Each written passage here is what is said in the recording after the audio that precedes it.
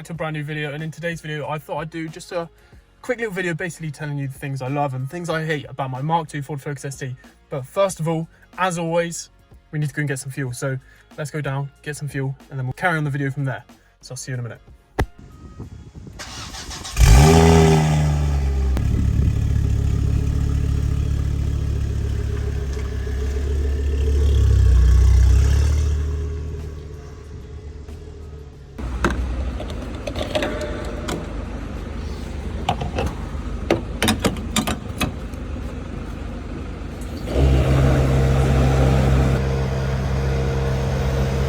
So if you didn't know, this is my daily driver, and I thought I'd make a video today basically detailing you everything that I love and I hate about this car and why you should get yourself one if you're in the market for one and don't really care about cars that aren't very good at MPG.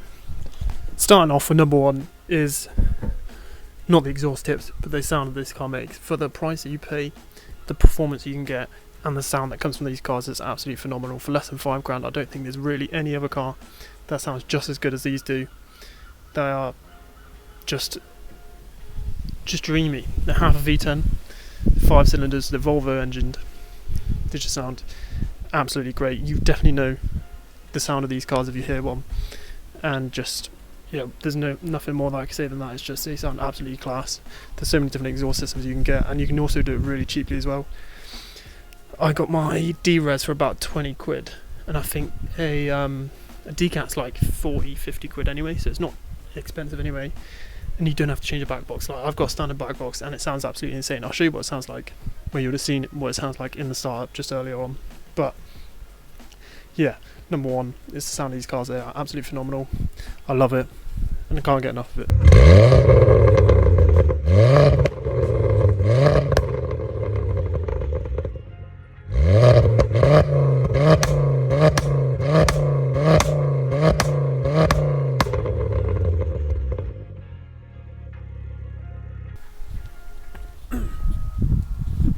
So at number two is the amount of upgrades that are easily available for these cars that are really cheap and really affordable, such as lights, bumpers, bonnets, grills, wheels. There's all sorts, and you can make these cars look however you want it to. And like, there's pretty much no Focus ST that looks the same. Everybody's got their own opinion on them. Everybody's got their own taste of what kind of designs they want. So I want to change this bumper, I want to change the wheels, I want to change the bonnet to make it carbon fibre, I want the wings to be carbon fibre,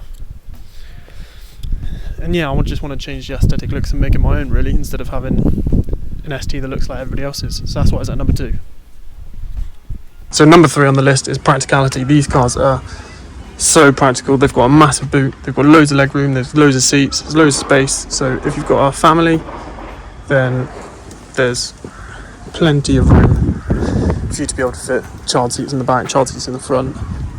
And also you can have the 5-door variant like I've got here, or you can have a 3-door variant which looks a bit more sporty but is less practical obviously if you've got a family. But like I said, the boot is absolutely huge. You can fit, I've had a bed in the back of here, I've had a sofa in the back of here, I've had all sorts. So if you're someone who's not got loads and loads of money but wants a performance car that is yet still practical, then these are perfect for you. So number four is these seats. These seats are Recaros. They're super comfortable. They're super supportive. They've got massive side bolsters and leg bolsters here. Obviously you can get bucket seats which are more durable to that and more, I don't know, susceptible to keeping you in the seat a bit better, but as standard stock seats that come with the car, these are absolutely phenomenal. They keep you in so well. I want to change them eventually. I want to get some RS seats, but for the minute these are perfect. They're so comfortable as well. There's so many different, they're manual obviously, but there's so many different adjustable settings, up and down, forward and back, how far you can lean back, and the seating position as well.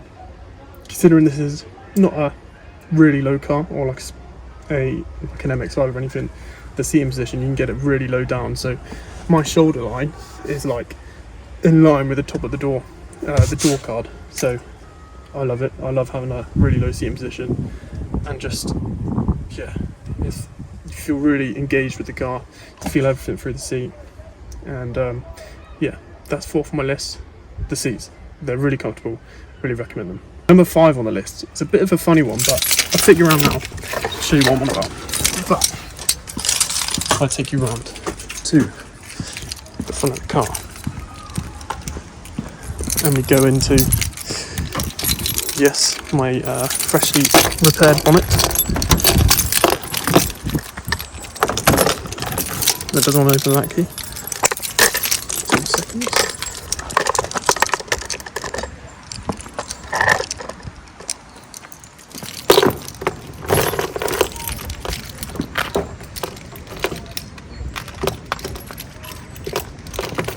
Oh, you are joking.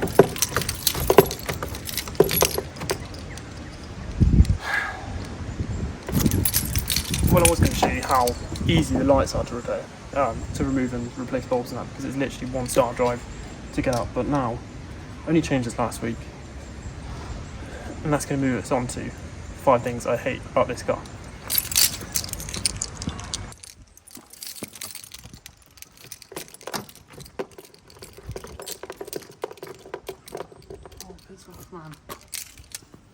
Which I think is pretty clear. But the things I hate on this car is that stupid bonnet release. Honestly, I've just changed it last week, and now this other one is broken again. So I'll buy another one, get that sorted, and then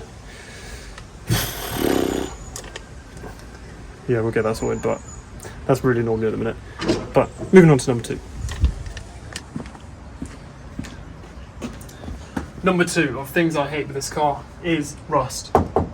These cars are really prone to rusting, like any Fords are, and as you can see here, around my arch here, they've started to rust. But I'm thinking, don't know what you guys think, instead of just getting the standard arches for my next set of arches, do I go for the fully carbon fibre set? They're about £1,000, 1,200 quid, something like that. But do you think I should keep the standard kind of arches, or even go for wider arches, get like a wider arch kit, or go for the fully carbon fibre arches, which are available on these kind of cars? That takes me into another thing as well.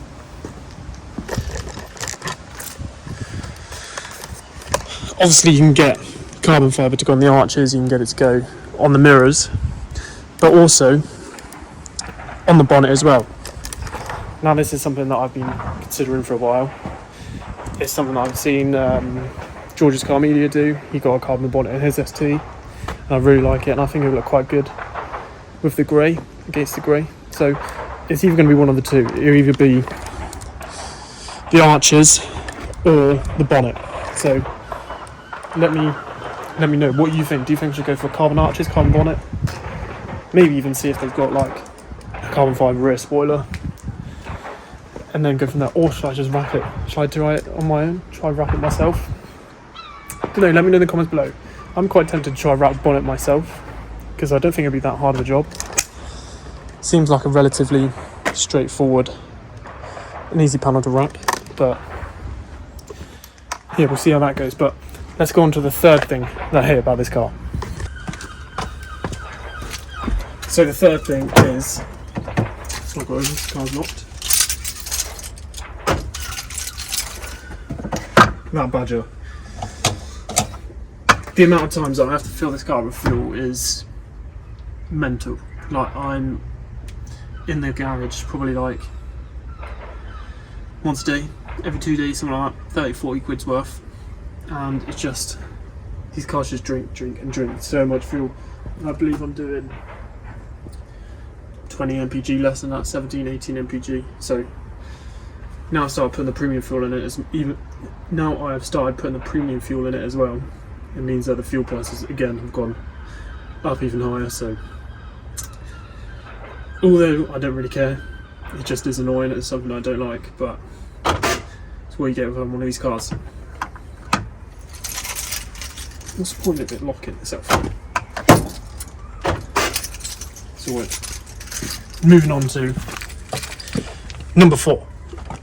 So please excuse me for this, because my mic cut out by this point, but I'll do a voice overlay anyway of basically what I said. But basically, at number 4 is, I bought the car with 5 doors. I wish I bought it with 3 doors. I kind of had a impulse buy to just buy it because I had the opportunity to at the time. But I don't have a family that I need to lug around all the time. My back seats now are just covered in crap just as a storage area. But I wish I just got the 3-door instead. It looks so much better. I know this one's practical, but I just wish I got the 3-door instead.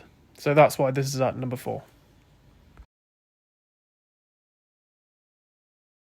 Once again, I do apologise for the mic situation.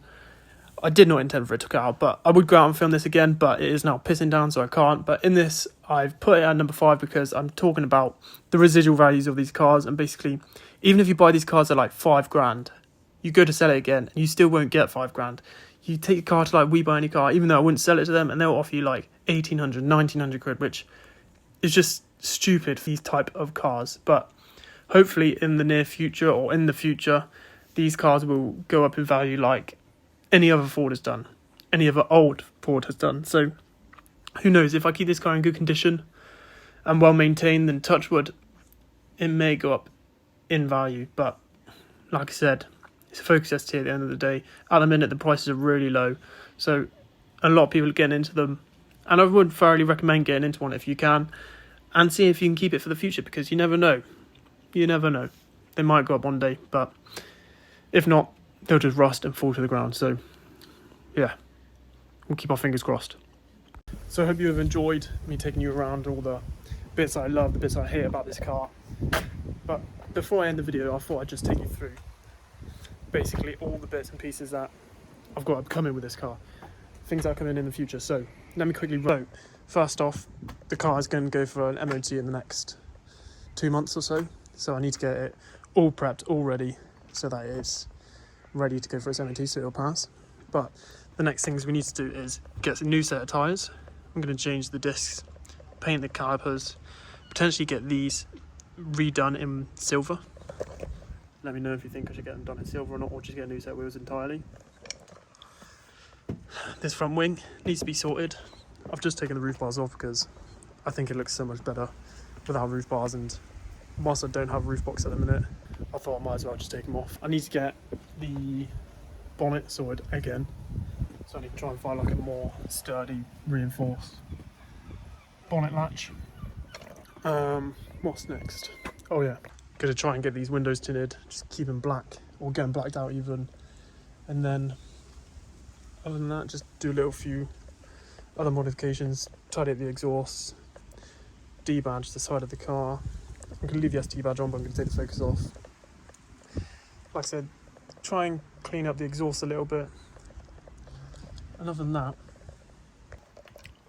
I don't really think there's much else I need to do to the car. Oh, take the, the decal off, because it won't pass us. So I need to get that jacked up. Oh, and there's like a little blow from the exhaust to the rear where I had the D-Res put on, so I need to fill that in.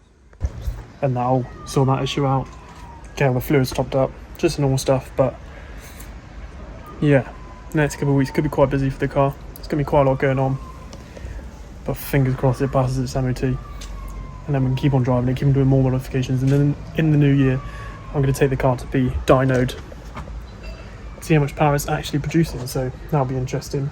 But as always, if you've liked the video, then please subscribe. It will mean more than anything. Give it a like, give it a comment down below of anything I can improve on, anything I can add to the car.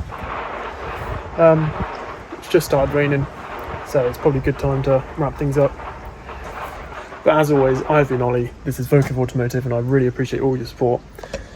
Fingers crossed this car will pass its MOT, and I'll see you in the next video. Ciao.